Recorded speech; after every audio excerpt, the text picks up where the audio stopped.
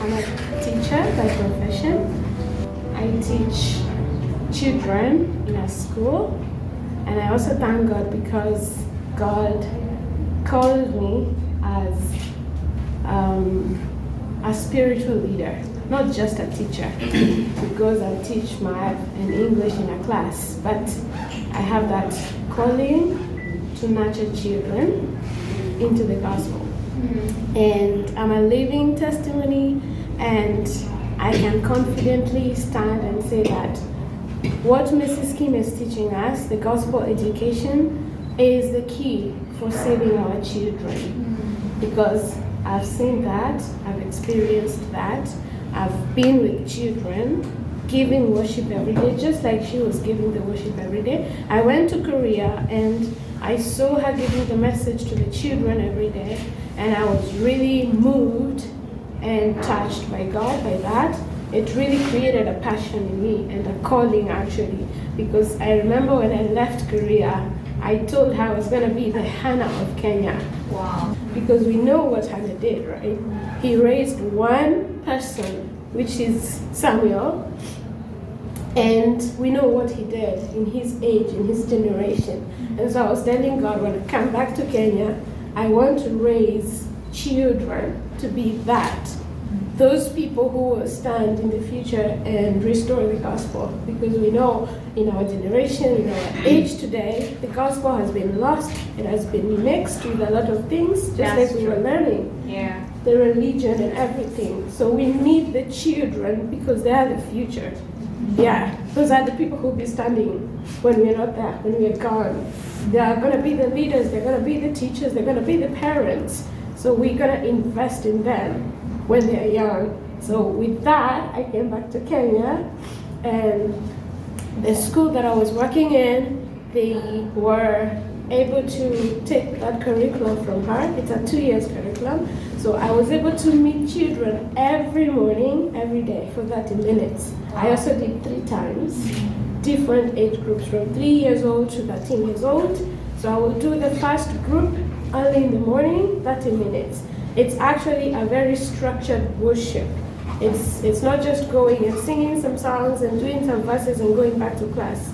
It's actually in themes. We have a theme for every month according to the curriculum. And we have messages planned out, we have chants, we have songs related to the messages, we have props like the materials she was using, we have those to help the children understand the message.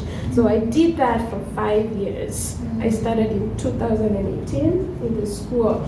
In the beginning, it was very difficult because the parents there did not understand why we will use 30 minutes of the children every morning for worship, because they want them in class. They send them to school to study, not to worship. Yeah, so they will say, actually, we're wasting the time for the children. But later, they actually thanked the school and looked for that because they could see the difference in their children. They could see the changes. Actually, for me, it was a time of healing for me personally, because when I prepare the messages myself, I have to meditate on that first. That's right. I have to understand the message first. I have to apply it in my life first. I must stand as a witness to them. I can't tell them something I don't know about. That's true. So I have to study the word. I have to pray before and prepare the word before I give it to them. Yeah. And so when I stand before them, I'm telling them something I've experienced. Yeah. I'm teaching them Jesus that I know. Yeah. And with that, it actually really helps the children in so many ways. I can't explain everything, but it was just wonderful because I could see them going home so excited and actually doing evangelism to the parents. And very interesting, the parents would be shocked because some of them are 3-year-olds. They will go home and tell the parents what they learned, and they're actually evangelizing. They don't know, but they're doing that. And the parents would be very shocked, and some of them would reach out even to me. I remember there's this one day, there's a parent who came to our school. He was very new, 2 years, not 2 years, 2 weeks in the school.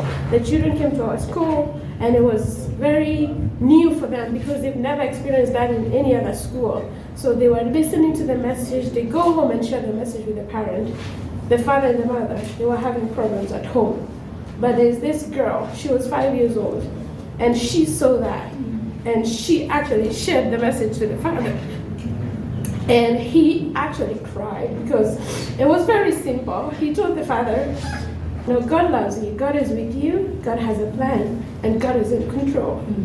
They were planning to separate, and they were having a hard time because of the children. And when the girl told the father that, he was so moved.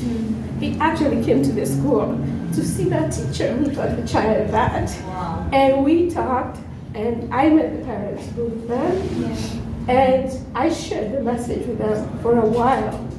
And they're together. Wow. They never separated. So that's a testimony. So those evidences kept me going. There were trials, there were problems sometimes. But because of that worship, that consistency, they hear the word every day, they learn how to pray, they learn how to apply the word in their lives, because it's not just memory. We're not giving it to them to memorize. We want them to learn it and live it. So they learn how to apply the word in their lives, and they become witnesses of that word at home, with their friends, and even with their teachers in the class.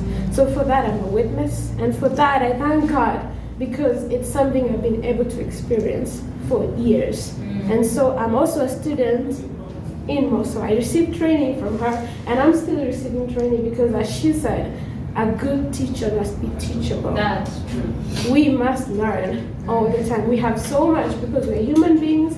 We also have imprints that are not right, that are wrong, that sometimes blocks the way God uses us. So we have to learn every day. And that's why we're here. Yeah, that's why we're all here today, because we wanted to come in here. We wanted to come and learn, right? Yeah. So you can be a parent, you can be a teacher. I'm not a parent yet, but I believe God have used me in my capacity as a teacher to change so many children, so many families, and even teachers.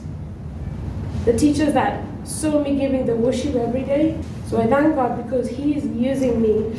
He is using me as a teacher to reach out to the children. So you can use the position God has used you, has placed you into as a teacher or a pastor or a parent, as long as you have a child connected to you in your life.